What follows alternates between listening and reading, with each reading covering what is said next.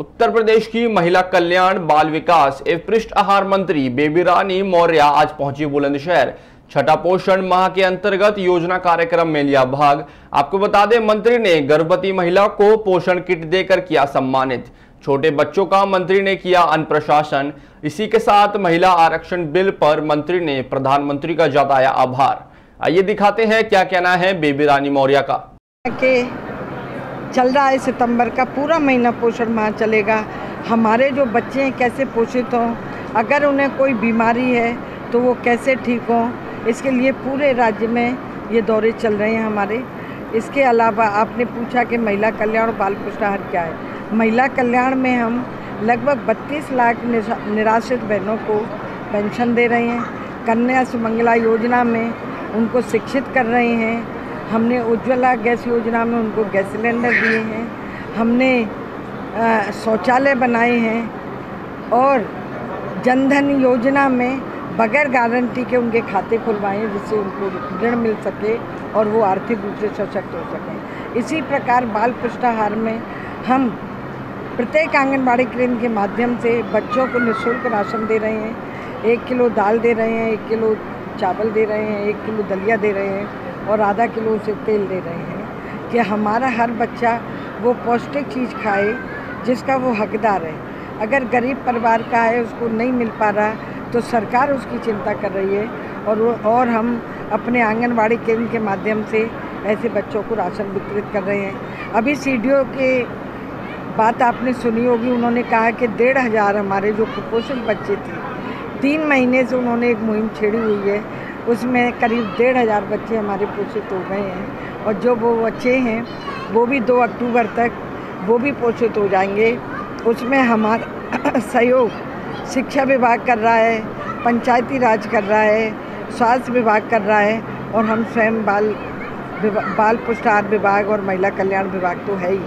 तो बस सबकी मंशा एक ही है कि हमारे बच्चे पोषित हों, हमारी बहनें आर्थिक रूप से सशक्त हों, हमारी किशोरियाँ हैं वो पढ़े लिखें और पढ़ लिख नहीं पा रही हैं तो वो आर्थिक रूप से उन्हें ट्रेन करके हम उनके पैरों पे खड़ा कर दें। मैडम, जो आपके विभाग की आंगनबाड़ियाँ हैं सो-कॉल्ड जसोदा, उनके बच्चे भी इस योजना में शामिल नहीं हैं और वो खुद इस बात से पीड़ित हैं कि इतना मेहनत, इतना काम करने के बाद भी ना तो सशक्त हो पा रही हैं, ना ही मानदेय पूर्ण मिल पा रहा है। नहीं तो वो मुझे लिख के दें, कई बार धरने प्रदर्शन हुए हैं इस बारे को लेके। अच्छा। और अभी प्रदेश स्तर पर भी हुए हैं। मेरे तक ये बात नहीं आई है, आएगी तो कुछ ना कुछ उसका समाधान निकालेंगे। और तीसरा ये कि अभी केंद्र से महिला आरक्षण बिल पास होने के तरफ है, क्या है आपकी प्रतिक्रिया? मैं तो बहुत उसका स्वागत कर रही हूँ और मुझे तो लग रहा है कि मेरी जैसी कितनी महिलाओं को सपने साकार करने का मौका मिलेगा। हम प्रधानमंत्री जी का बहुत आभार व्यक्त करते हैं, उनका धन्यवाद देते हैं कि 33% आरक्षण हो जाएगा तो उसमें दलित, वंचित, आदिवासी जो भी महिला हैं सबको आगे बढ़ने का मौका। मायावती जी ने उसे 50% करने की सिफारिश की है, क्या है? अब मैं उस पर तो कुछ नहीं बोलूँगी। 33% हो जाएगा तो उसमें ही हमारी बहुत सारी बहनें आ जाएंगी। एक भी ये भी बात आ रहा है कि 29 तक के बाद होगा, 29 के बाद भी होगा कि नहीं? नहीं, अभी होगा, अभी हो जाएगा 24 से पहले, 24 के चुनाव से पहले। अब ये तो नहीं मालूम, लेकिन अगर जिस तरह चर्चा चल रही है लोकसभा में तो अभी हो जाना चाहिए। क्या लग रहा है 24 के चुनाव में फ़ायदा होगा पार्टी को, इससे लाभ मिलेगा कुछ? देखिए, मैं ये तो नहीं कहती कि इस लाभ मिलेगा इस बिल का, लेकिन भारतीय जनता पार्टी तो महिलाओं को वैसे ही इतना आगे बढ़ा रही है। हमारी राष्ट्रपति महिला है, मैं खुद गवर्नर रह चुकी हूँ, आज कैबिनेट मंत्री हूँ, अनेक बहनें मेरे साथ विधानसभा में हैं, लोकसभा में हैं हमारी बहनें, तो हम तो वैसे ही आगे बढ़ रहे हैं। Thank you. 5 साल का बच्चा पैर छू सकता है, 3 साल का भला नहीं छुए, लेकिन 3 साल के बच्चे भी अब पैर छूने लगे हैं।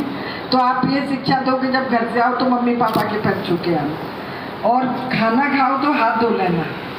ये छोटी छोटी बातें अभी जो बता रहे थे, जो हमारी 2 अक्टूबर को जो लर्निंग लैब के रूप में जो आंगनबाड़ी केंद्र स्थापित होंगे, उसमें यही सारी शिक्षा होगी।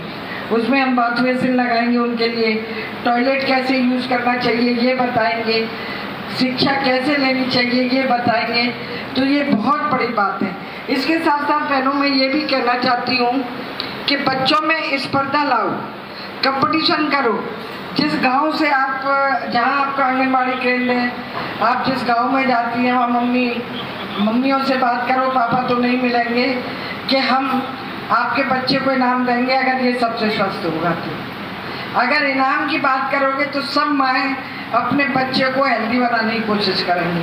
तो जो आप पुष्टाहार दे रहे हैं तो उसका वो सही उपयोग करेंगी और बच्चे को सही मात्रा में वो खिलाएंगी। उन्हें लगेगा कि मेरा बच्चा हेल्दी हो, वो सोचेगी मेरा बच्चा हेल्दी हो, वो सोचेगी मेरा बच्चा हेल्दी हो, मेरे बच्चे को इनाम मिलेगा, मेरे बच्चे को इनाम मिलेगा।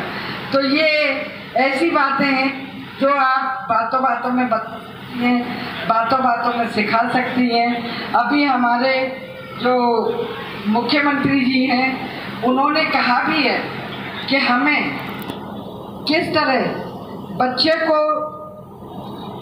प्री शिक्षा देनी है, स्कूल जाने से पहले की शिक्षा, वो भी आप अच्छी दे रही हैं, सीडीओ साहब ने अभी बताया। इसके अलावा आप जो दूध पिलाती है माँ, उनको भी ट्रेन करती हैं, उन्हें बताती हैं बच्चे को कैसे दूध पिलाना है। 6 महीने तक उसको केवल माँ का दूध चाहिए, बाहर का भोजन नहीं चाहिए, पानी भी नहीं चाहिए, और हो सके तो वो काजल भी नहीं लगाए अपने बच्चे के। आजकल काजल से भी इन्फेक्शन होते हैं आँखों में। ये बहुत छोटी छोटी बातें हैं, लेकिन हमारे छोटे बच्चों के लिए ये बड़ी उपयोगी बातें हैं। इसी प्रकार मिशन लाइफ के माध्यम से पोषण में सुधार। हमारा मिशन क्या है, हम बच्चे की लाइफ कैसे बनाना चाहते हैं, उसको कैसा पोषण देना चाहते हैं, इसकी भी आपको जानकारी देनी होगी। इसके साथ साथ जो हमारी छोटी बच्चियां हैं उनके भी चेकअप कराने पड़ेंगे, उन्हें एनीमिया तो नहीं है, क्योंकि आजकल बच्चों में बहुत खून की कमी होती है। तो खून की कमी उसमें ना हो, उसको भी सही भोजन मिले।